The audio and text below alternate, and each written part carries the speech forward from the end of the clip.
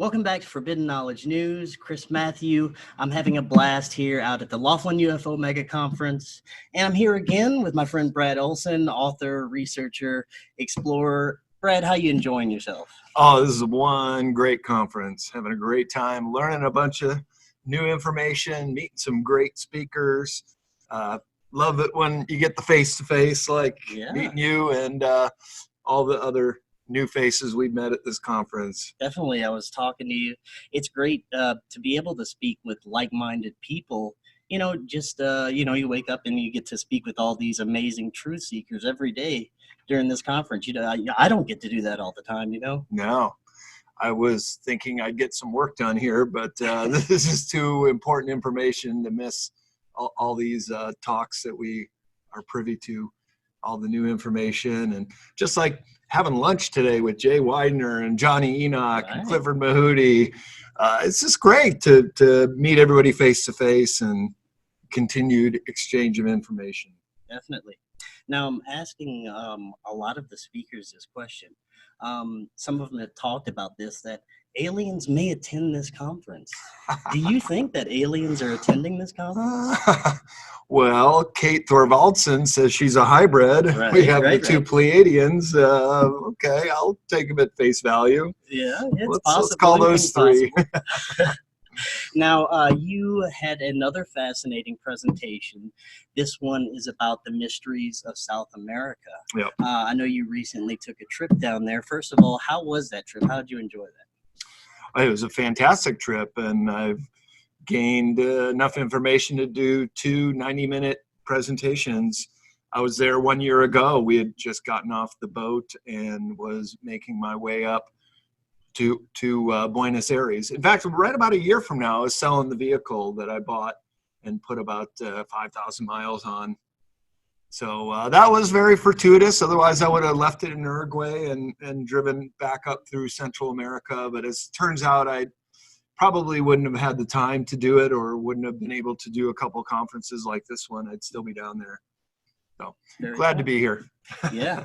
Now, one of the mysteries you spoke about is the Nazca lines. How they depict different animals and sometimes strange beings. Right. And I found it interesting that they actually predate the Nazca Indians.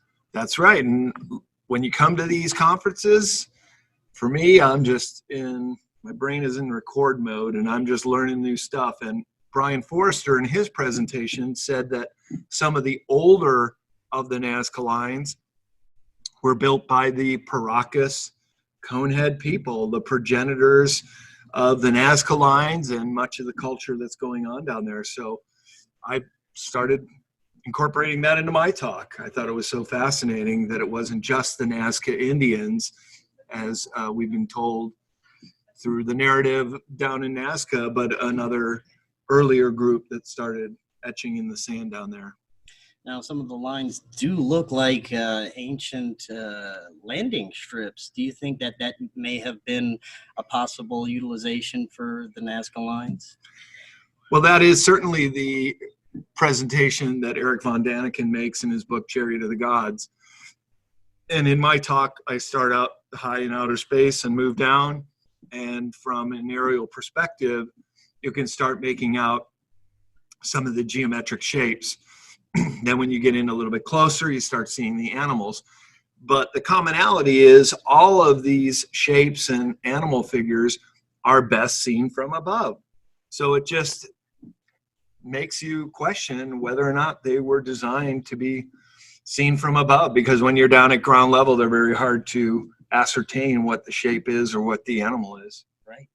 And you also spoke of the elongated skull beings, and also the very odd remains found that was originally thought to be a fetus, Ata, but it turned out to be a full-grown being. For those that aren't familiar with this being, you've probably seen pictures on the internet. Could you kind of describe Ata and what's so fascinating about it? Sure. Well, it's also featured in Stephen Greer's film Cirrus, and Emery Smith is one of the people who had done an autopsy on it, and when using x-rays and scans and studying it from inside to out, it was determined that it was a full-grown being, and it was only about as long as eyeglasses. So something is going on down there, and it's my understanding they've gotten 8 others, that there are more of these that have been found. And the native people talk about this little creature as being highly telepathic and able to communicate with people that live up there in the Atacama Desert of Chile, where it was found. Very well preserved because it's so dry up there, hardly ever rains. Same with the Nazca lines. It's so dry because the Andes Mountains block the rain coming from the east. And the western whole half of South America is very dry desert, even down to sea level. Very little moisture gets in there. Just driving along the coast and just no trees, no bushes, just like little lizards and insects, about the only life you'll see. So that's kind of surprising because it's a Mediterranean climate like California here where I live, but it's much drier. It's very desert-like. And, you know, speaking of these anomalous remains like the elongated skulls, I was talking a little bit about this with Brian Forrester, how these remains are found all around the world and near megalithic sites and structures. Yeah, that's right. And I was with Brian Forrester in Peru, and we were up at Sacsayhuaman, and he said just a few years prior, they had found elongated skulls at these megalithic sites. So we went and saw one in a museum in the Sacred Valley. Of course, in Paracas, Peru, there's a museum where they're on display. And one-on-one with Brian, I was asking about where they originated from, because Johnny Enoch brought it up in his talk that they're also found in Egypt and places of Europe. But Brian believes that they all came from the Black Sea region and had some kind of network that they could get all the way to South America and some of these far-flung locations, suggesting that they were of a very high-tech nature, that they either had mastered sailing the seas or perhaps were up there in the skies. And then that would kind of tie into the Nazca quite well. If they were the ones who made those lines, then perhaps they were used as runways or an indication that you were in the right place if you were flying in. Right. And you also spoke about these megalithic sites and structures, as did Brian Forrester, the precise cutting and the building of these structures that can't be recreated today. Some of the amazing work that was done can't be recreated, and it's fascinating that modern day academia wants to say that these are all done with old chisel and hammer tools. That's right. And you never see any chisel marks on any of these megaliths. The cuts are so precise and fitted together at some of the oddest angles you could imagine. And those cuts go all the way through the stone. So it's not like it's just on the surface for show. It is the way these stones are formed and fitted. And those fits are so precise that you can't even get a piece of paper in them, a credit card, or even a hair, because they're just so tightly packed. And then with these really odd angles, it just confounds the mind how they were able to make those fit. So when we were on the trip with Nassim Harriman and Brian Forrester, it was rethinking a lot of the methods that these megaliths were not only quarried, but transported and then formed into shape. And so what Nassim Harriman was speaking of, and Brian agreed, is that there was some kind of as yet unknown technology that could render these stones in a softened state. And in my presentation, I showed several stones that had what looked like trowel marks in them, or being formed in a softened state. So they were calling it cold plasma, a new kind of technology that could soften the stones. And one of the episodes of Ancient Aliens I was on, I was speaking about auditive levitation as a way of moving the megaliths, because sometimes the quarry would be at the top of a mountain, down a valley, not even a road sometimes intact, such as Ollantaytambo, and then going way up another steep hillside to put these in place. So it just confounds the mind once again, how they were able to transport 20, 30, 50, 100-ton blocks at Sacsayhuaman and fit them so precisely with other blocks. And it's one of those places you just have to go there to see it, to believe it. It's just so amazing to see 3-story tall megaliths fitted together in such a precise way, and still standing the test of time today. And the other thing that Sim Harriman and Brian Forrester were also very insistent upon was that these were built in pre-Incan times, that they were built way, way, way, way before the Incans showed up. In fact, the Incan just supplanted themselves on top of these monuments and built their own megaliths, but you could see that they're much inferior, just as the latter arriving Spaniards also built on top of the megaliths or the Incan work, and it too was even more inferior. So it's like the stonework in Peru and Bolivia is going backwards. It's getting worse instead of better. Yeah, and the Incas, they actually respected the structures and just built around them. But like you said, there are clear differences when you look at the pre-cataclysmic structures and then the Inca building. That's right. And the other thing you see is evidence of a world cataclysm, that even some of these megaliths, there's a famous wall at Machu Picchu that's partly falling down, and Tiwanaku and Pumapunku in Bolivia, not too far from Lake Titicaca. It's like a child just threw up their Lego set and all the pieces went scattering around.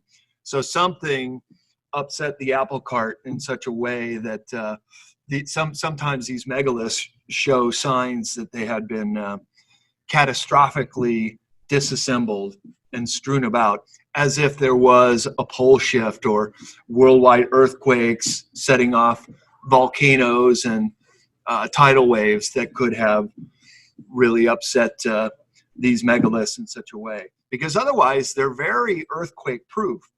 Of course, Peru and Bolivia are along the Ring of Fire. They're very prone to earthquakes there, and a lot of these stand the test of times, whereas the more inferior stonework just crumbles to the ground during some of these big earthquakes.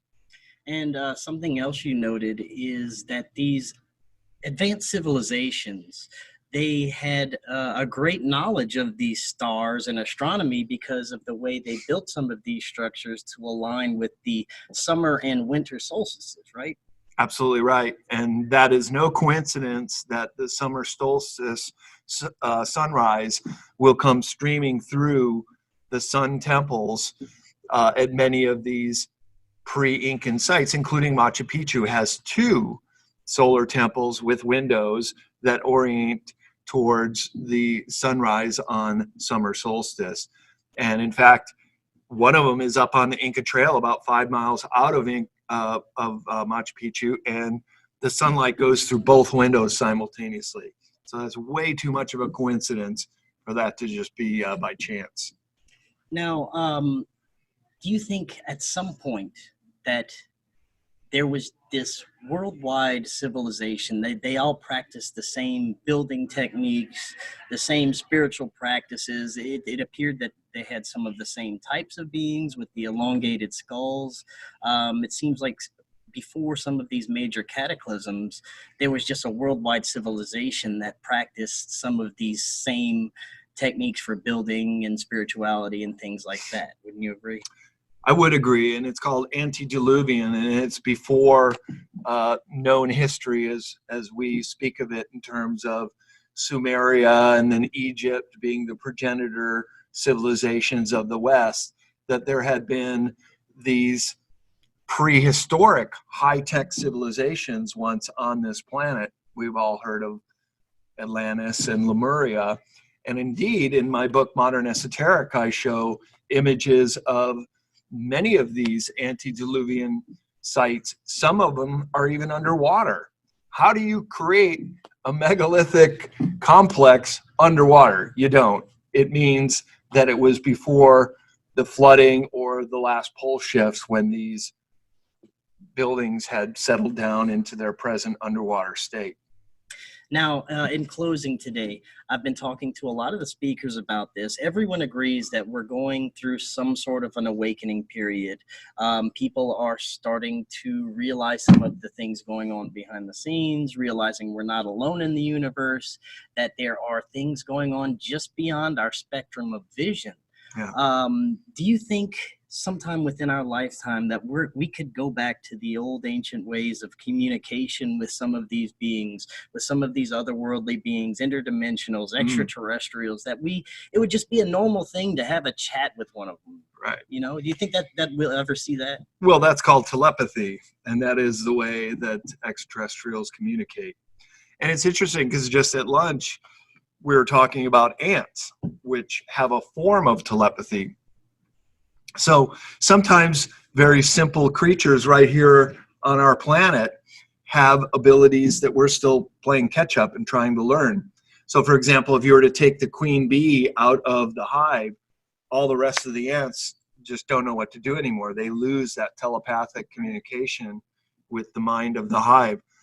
So perhaps we have similar abilities. Of course, insects and humans are quite different, but it doesn't deflect the idea that we could also perhaps relearn these superhuman abilities. And this is a subject that I cover in my esoteric books, that these are latent abilities. And if we just, like working out and flexing a muscle, if we just learn how to use them again, perhaps they would come back quite naturally. Yes, I agree. Very well said. Brad, thank you so much for talking again, and enjoy the rest of the conference. You too, Chris. All right. Thanks for having me on.